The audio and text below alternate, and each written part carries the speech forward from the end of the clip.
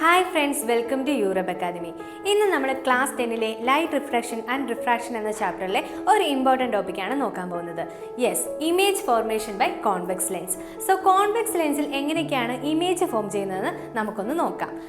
നമ്മളിപ്പോൾ ആദ്യം object place ചെയ്തിരിക്കുന്നത് ഇൻഫിനിറ്റിയിലാണ് നമ്മൾ ഒബ്ജക്റ്റ് പ്ലേസ് ചെയ്യുന്നതെങ്കിൽ ഒബ്ജക്റ്റിൻ്റെ ഇമേജ് എവിടെയാണ് ഫോം ചെയ്യുന്നതെന്ന് നമുക്ക് നോക്കാം.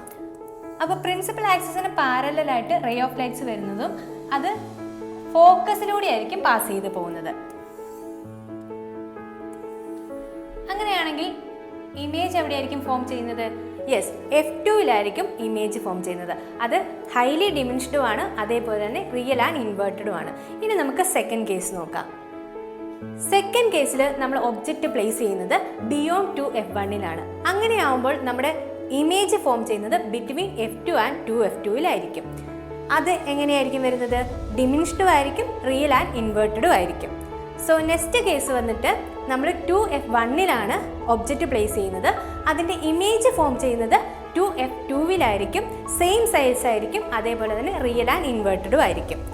ഇനി ഫോർത്ത് കേസിൽ വന്നിട്ട് ബിറ്റ്വീൻ 2F1 ആൻഡ് F1-ലാണ് നമ്മൾ ഒബ്ജക്റ്റ് പ്ലേസ് ചെയ്യുന്നത്. അതിൻ്റെ ഇമേജ് ഫോം ചെയ്യുന്നത് ബിയോണ്ട് 2F2-ലായിരിക്കും, അത് എൻലാർജ്ഡ് റിയൽ ആൻഡ് ഇൻവേർട്ടഡും ആയിരിക്കും. ഫിഫ്ത്ത് കേസിൽ വന്നിട്ട് നമ്മൾ ഫോക്കസിലാണ് നമ്മുടെ ഒബ്ജക്റ്റ് പ്ലേസ് ചെയ്യുന്നത്.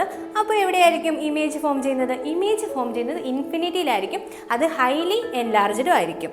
സിക്സ്ത് കേസിൽ നമ്മൾ ഒബ്ജക്റ്റ് പ്ലേസ് ചെയ്യുന്നത് F1-നും അതേപോലെ തന്നെ ഒപ്റ്റിക് സെൻറ്ററിനും ഇടയിലാണ്. അപ്പോൾ ഒബ്ജക്റ്റിൻ്റെ സെയിം സൈഡിൽ തന്നെയാണ് ഇമേജ് ഫോം ചെയ്യുന്നത്, അത് എൻലാർജ്ഡ് ആയിരിക്കും, അത് വെർച്വൽ ആൻഡ് ഇറക്റ്റീവ് ആയിരിക്കും.